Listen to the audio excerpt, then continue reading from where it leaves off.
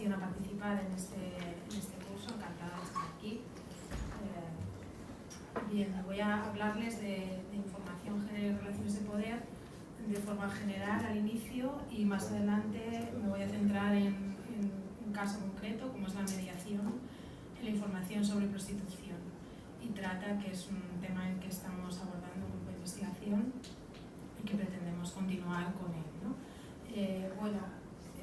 Ha salido en la intervención anterior la cuestión de la mediación. Yo creo que a estas alturas ya tenemos en las facultades que dejar de hablar de los medios como intermediarios o como instrumentos de manipulación, sino que tenemos que empezar a hablar de la mediación y tenemos que empezar a entendernos tanto como medios, como profesionales, como mediadores, ¿no? La cuestión de la mediación. Por tanto, podemos hablar de los medios de la esfera pública y ahora centrarnos en concreto en la cuestión de los feminismos y del género, como aquellos espacios donde los actores y las perspectivas se inscriben, pero no podemos negar que esa mediación nos obliga a hablar de que los medios también son actores que tienen intereses específicos en asuntos y controversias que abordan. Y es el caso de la prostitución y la trata, o es el caso de la violencia de género, ¿no? Es decir, que no son un espacio de visibilización, sino que también son actores, ¿no? Medios comunitarios y no, por supuesto no están todos los que deberían estar ahí, ¿no? Pero quizá de los que más se habla o los que se consultan, ¿no? Podemos llamarlo periodismo feminista con perspectiva de género. Desde luego Picara Magazine está haciendo una labor fundamental en este sentido. Creo que tiene un discurso crítico, alternativo, muy interesante a seguir y muy molesto también. Tribuna Feminista desde otro sitio, ¿no? Desde una mirada más del feminismo de la igualdad, pero igualmente tiene muchos contenidos, se actualiza con bastante frecuencia. Feminicidio.net, con muchas dificultades para sufragarse, como todos estos medios, que está haciendo una labor fundamental en el recuento de mujeres que mueren por violencia de género, ampliando el concepto que tiene la institución y haciendo un mapeo también de cuántas mujeres que prostitutas están muriendo en el ejercicio de la prostitución, ¿no? Están haciendo un trabajo realmente serio e interesante desde el activismo, fundamentalmente, como el resto, ¿no? Ha surgido Diagonal, aquí ya es inevitable hablar de la función que tiene Diagonal, o el diario.es con la subsección de micromachismos, o el medio CTXT, que como saben, pues también está introduciendo contenidos con perspectiva de género, ¿no? Por tanto, creo que son medios a tener bastante en cuenta. Creo que son medios que desde las facultades de periodismo hay que visibilizar, que tenemos que hablar de ellos, no solo de los grandes medios. Y si hablamos de medios alternativos u otros medios, pues que los que introducen la perspectiva de género, los que visibilizan los feminismos, deben nombrarse, ¿no? Deben estar ahí. Creo que el diario.es, como saben, está haciendo una labor interesantísima desde la sección de micromachismos, donde se colocan pues muchos temas de actualidad que se cuestionan, ¿no? Como el anuncio de Campofrío, ¿no? Pues sale y todos nos los enviamos por WhatsApp, pero hay una perspectiva también crítica, analítica, desde Picara, desde micromachismos, que ponen ese contrapunto hacia realmente es un anuncio con una perspectiva feminista o qué es lo que pasa, ¿no? Es decir, que siempre están al quite, ¿no? Digamos. ¿Qué pasa con los medios generalistas, ¿no? No los voy a analizar, no es el motivo de esta intervención, pero sí que creo que teniendo ciertos contenidos siempre bastante menos frescos, ¿no? que este tipo de medios, también dan cabida a ciertas voces como esta que acaba de surgir, ¿no? Como esta columna del País que acaba de ser publicada y que se lleva por título "Las feministas tratan mal a los hombres", en el que se hizo hay una serie de reflexiones bastante contestadas también, pero no deja de ser un medio de comunicación con una difusión muchísimo mayor que Picara y que el diario.es, y que hace daño, ¿no? Porque en esta columna, si tienen ocasión de consultarlo, igual ya la conocen, pero viene de nuevo a hablar del feminismo como la lucha lucha, ¿no?, contra el hombre. Y finalmente, ¿no?, yo les había traído algunos extractos de lo que es esta tribuna, que además bueno, pues tiene un serio espacio dentro de este periódico, en el que bueno, cita algunas feministas que esta autora considera radicales, porque están planteando, bueno, pues que la civilización occidental es un patriarcado, han pasado sus nichos académicos y activistas, ¿no?, y hablan de que las redes sociales están amplificando cierto discurso feminista, ¿no?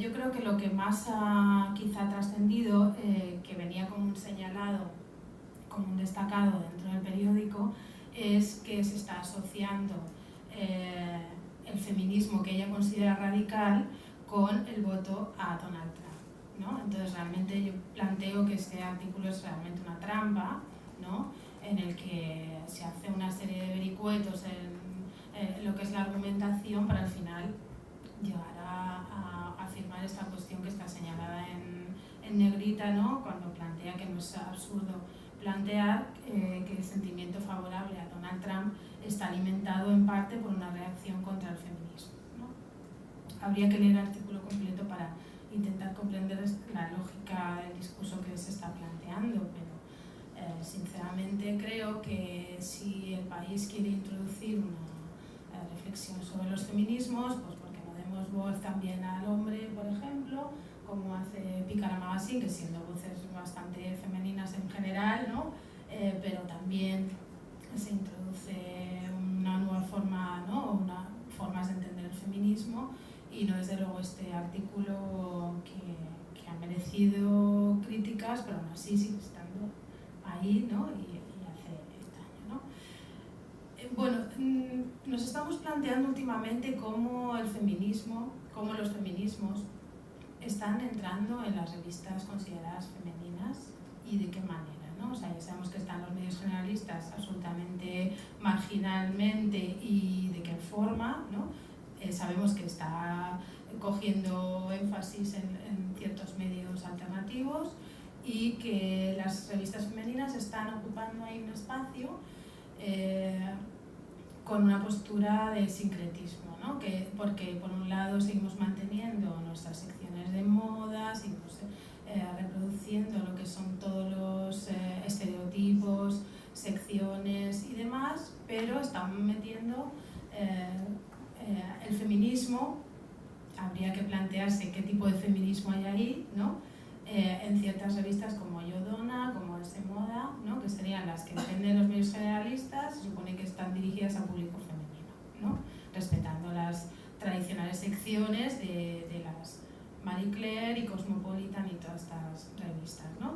Pero para tener así como cierto halo de, me parece a mí, ¿no?, cierto halo de seriedad, o bueno, pues mujer no solo va a hablar de moda, sino que podemos hablar de otra cosa, pues Yo Dona pues mete una entrevista con Amelia Valcárcel, o se habla del concepto de feminismos, o hace poco Es de Moda pues habló con 20 artistas españolas para diagnosticar cuál era su concepto de feminismo, ¿no?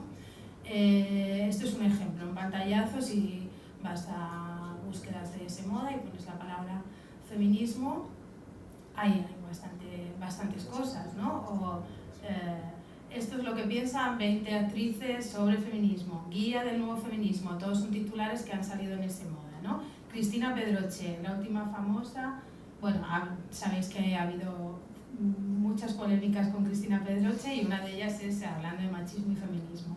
¿Es posible organizar una boda feminista? Feminista yo, no gracias.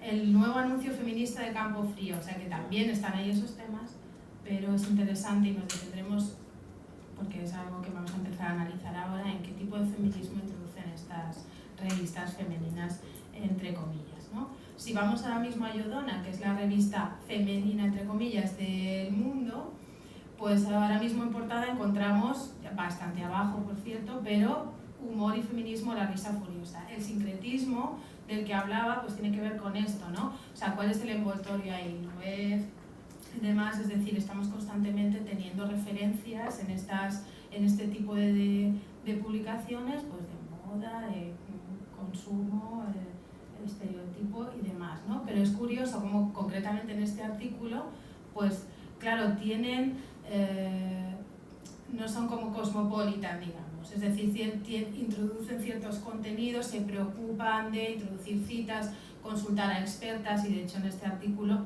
pues es una profesora que ha dado un curso de verano y que ha hablado sobre feminismo y risa, y entonces a raíz de ahí ha hecho este artículo, ¿no? Entonces ella consulta autoras y demás, ¿no? Pero me llama la atención que creo que es un poco también habla de este sincretismo, como la propia autora está citando a Morán, que es una autora que cree en el humor feminista, ¿no?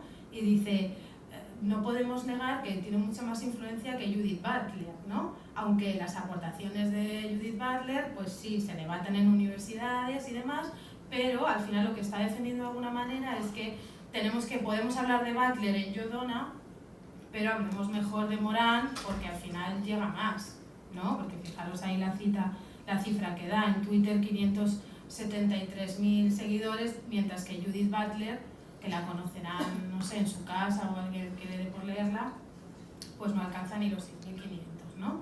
Entonces esto es un poco bueno, es un recorrido muy, muy, muy breve, como pueden ver, ¿no? Pero sí que yo hablaría, ¿no?, de que las relaciones de poder, y por eso están ahí, ¿no?, llevan a que efectivamente los discursos feministas no están en la prensa generalista, o cómo están, de qué manera están más en otro tipo de medios.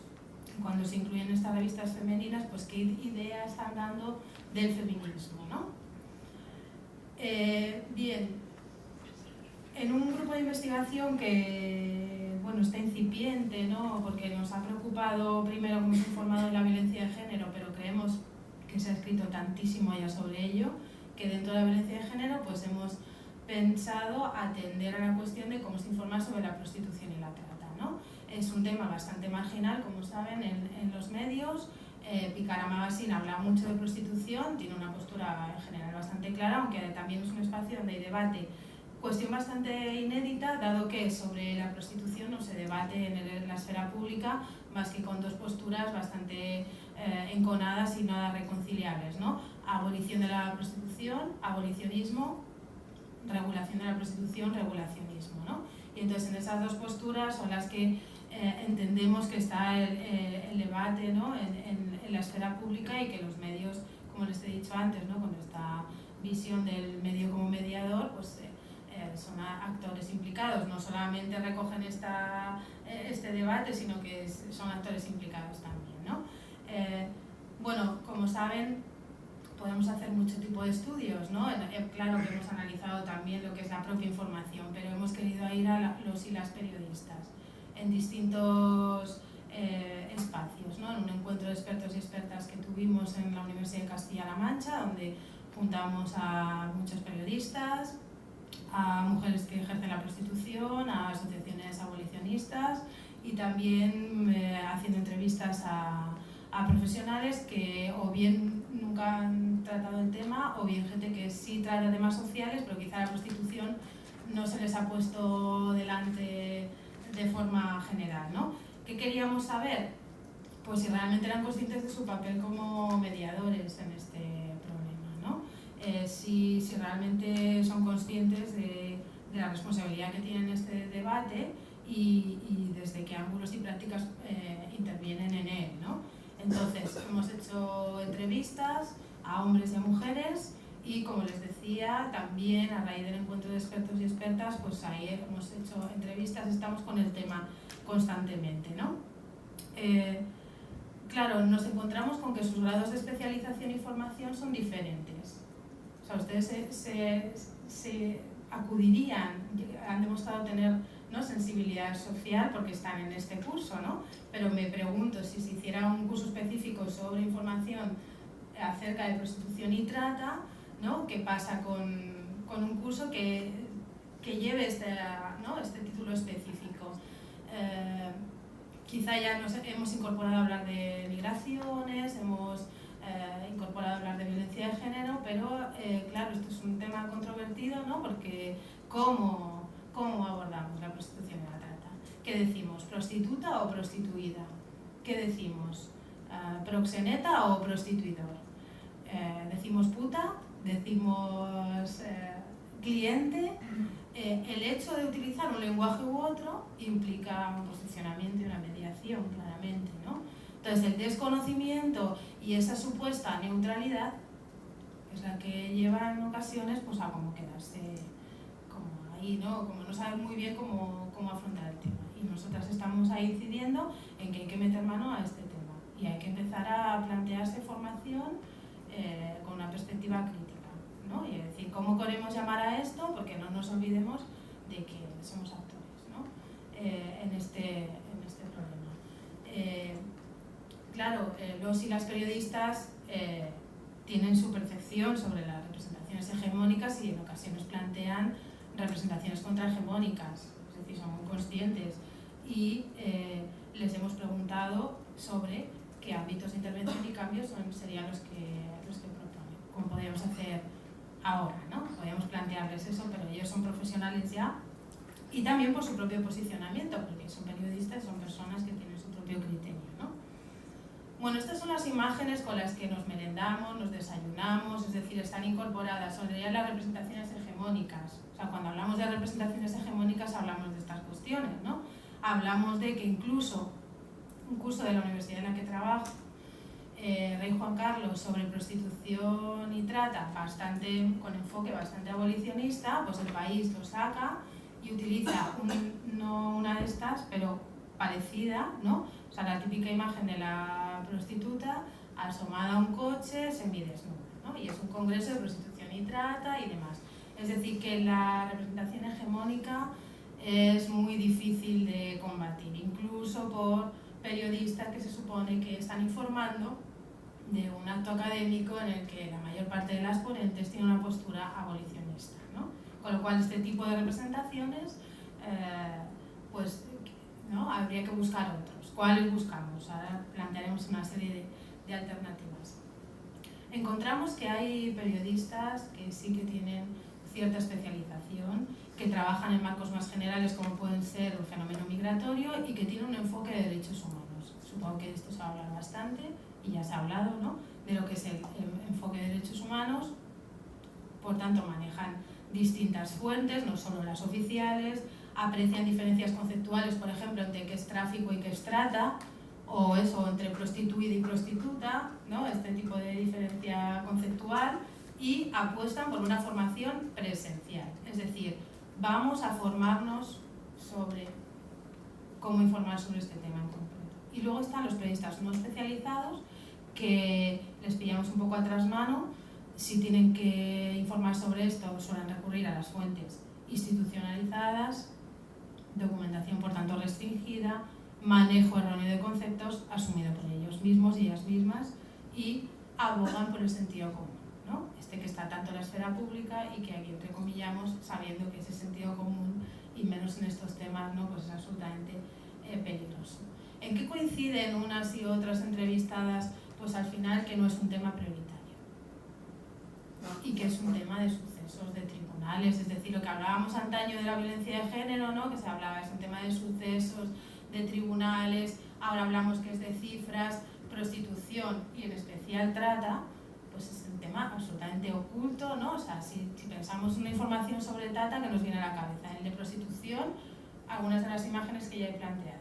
Y si pensamos en trata, no vemos a mujeres, vemos bultos, vemos colchones, vemos a policías, pero no hay mujeres ahí, ¿no? Son esas, aludimos a las mujeres, se alude a las mujeres que estaban siendo explotadas, ¿no? Los propios periodistas, sobre todo los de tele, hablaban de la dificultad de incluir en prime time, en telediario, información sobre prostitución y trata. Hacen sus propias investigaciones que se quedan ocultas, porque la imagen es fundamental en televisión, como saben, y más en un prime time, en un telediario, y las imágenes solamente se consiguen a través de la policía.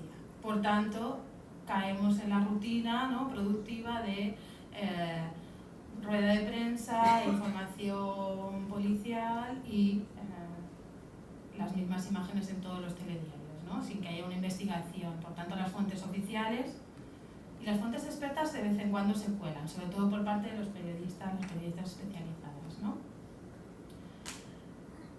Bien, hablamos del concepto de la víctima ideal. Ideal entre comillas, que es esa víctima, esa mujer que está y no está, que está a través de un zapato, que está a través de un short. Las de trata que generalmente están ausentes, ¿no? Por ejemplo, estas son de redadas, ¿no? De prostíbulos, de redadas, pues sí, salen algunas mujeres, pero evidentemente por la cuestión de protección, ¿no? de la intimidad. Pero es esta cuestión de lo oculto, ¿no? Es una mujer nigeriana sobre la que han ejercido vudú, de la que no sabemos nada. Entonces, hay quien se está planteando que es necesario establecer protocolos específicos, hablar del uso del lenguaje, es decir, ponernos a discutir. Claro, hay solamente un protocolo. Y ese protocolo ya está planteando que la prostitución es un trabajo. Por tanto, toda la vena abolicionista no lo va a aceptar. De hecho, no lo acepta. Entonces, claro, tenemos ahí ese problema, ¿no? O sea, hay un protocolo, hay 20.000 sobre violencia de género, pero sobre prostitución y trata hay uno, y si tú te consideras abolicionista no lo compras, porque no vas a hablar de trabajo sexual, ¿no? Entonces, claro, nosotros planteamos, vamos a ser valientes, o sea, vamos a discutirlo, porque no hacemos más manuales, y en ello estamos. De hecho, planteamos bastantes reuniones y tenemos pensadas más porque queremos escuchar y queremos plasmar cosas, ¿no? Es decir, queremos articular protocolos o llamémoslo como sea, ¿no? Pero cosas que tengamos herramientas para pensar y discutir, ¿no? Y quitar un poco esta orientación machista que viene sobre todo por la cuestión de la fotografía, ¿no? Vemos siempre antes la imagen que el texto, ya lo sabemos, y hay una cuestión que se plantea ahí que es la sobredimensión de la trata, es decir, que tenemos más información sobre la trata y menos sobre prostitución en general, ¿no? Y aparte que el consenso está en la trata, o sea, todos estamos de acuerdo en que trata no debe haber. Ahora, ¿qué pasa con la prostitución? No está claro, ¿no? Entonces falta la visión de las mujeres prostitutas o prostituidas, de las víctimas de trata, y no ocultas y no distorsionadas como el caso de la violencia de género. Claro, la alternativa no es esclavas, que es como, en lugar de la enunciación, ¿cuál es? Me sitúo, ¿no? Es como casi un relato de ficción, bueno, claro que es ficción porque es representación, ¿no?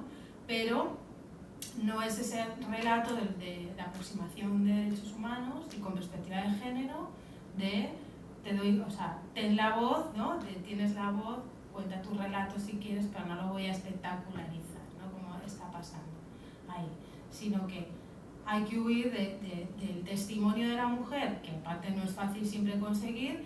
Hay que dar tiempo a esa mujer si es que quiere hablar, ¿no? Hay que ver de qué manera te aproximas a ella, pides un relato y luego cómo ese relato está representado, ¿no?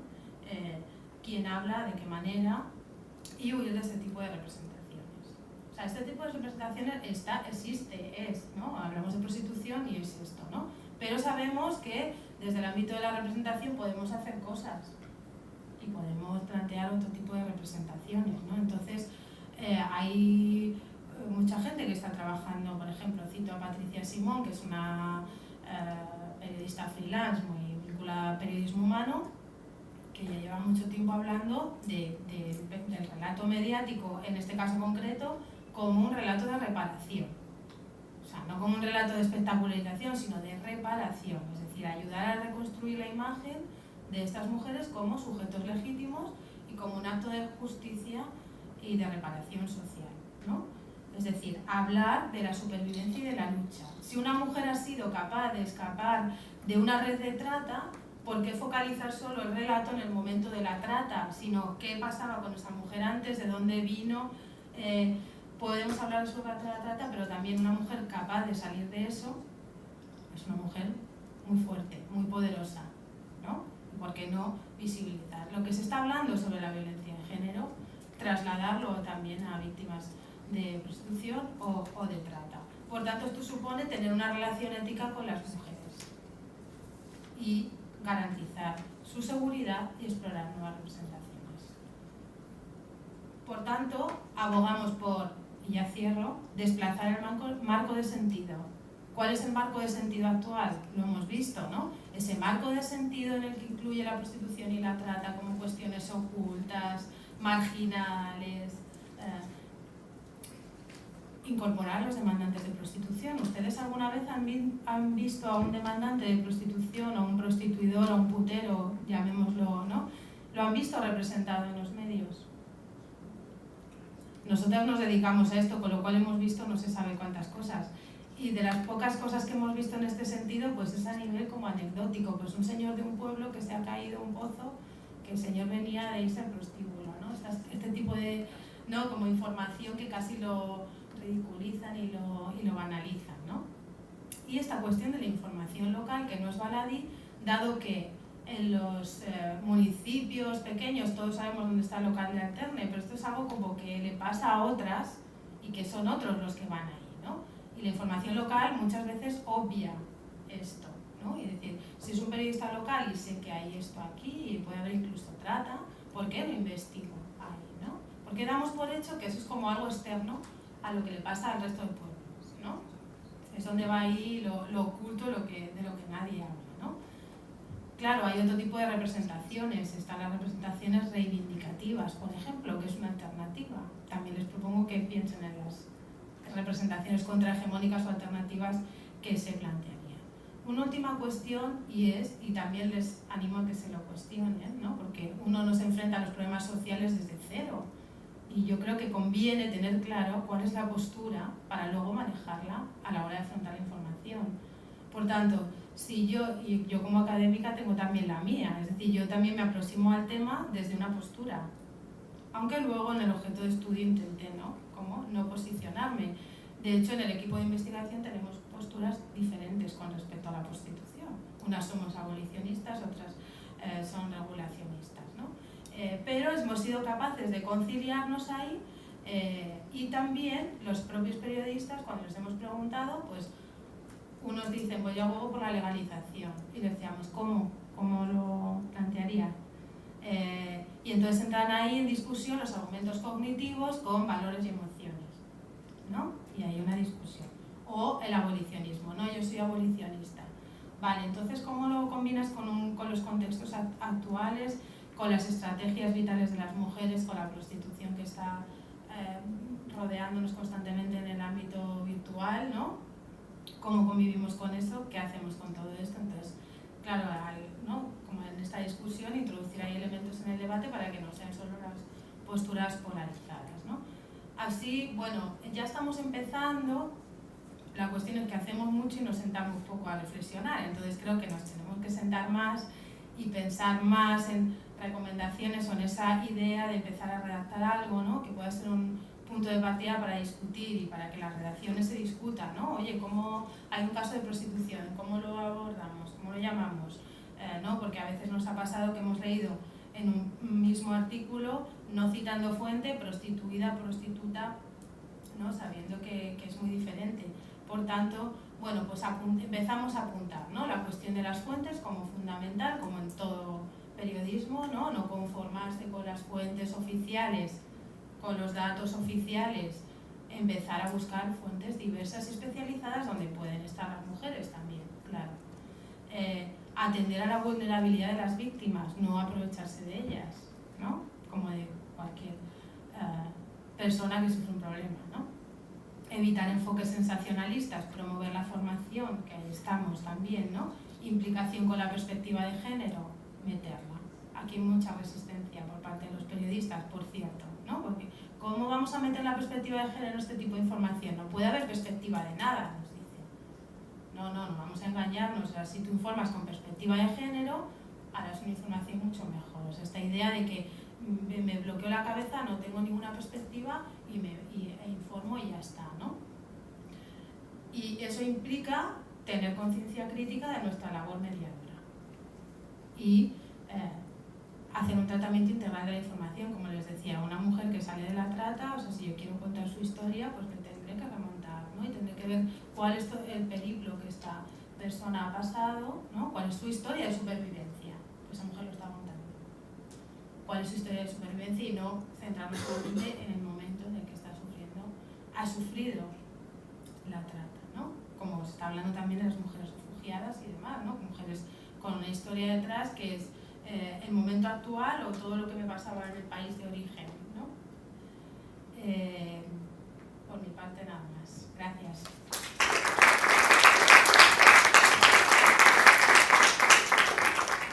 Gracias Alejandro y Diana. Abrimos un tiempo de preguntas.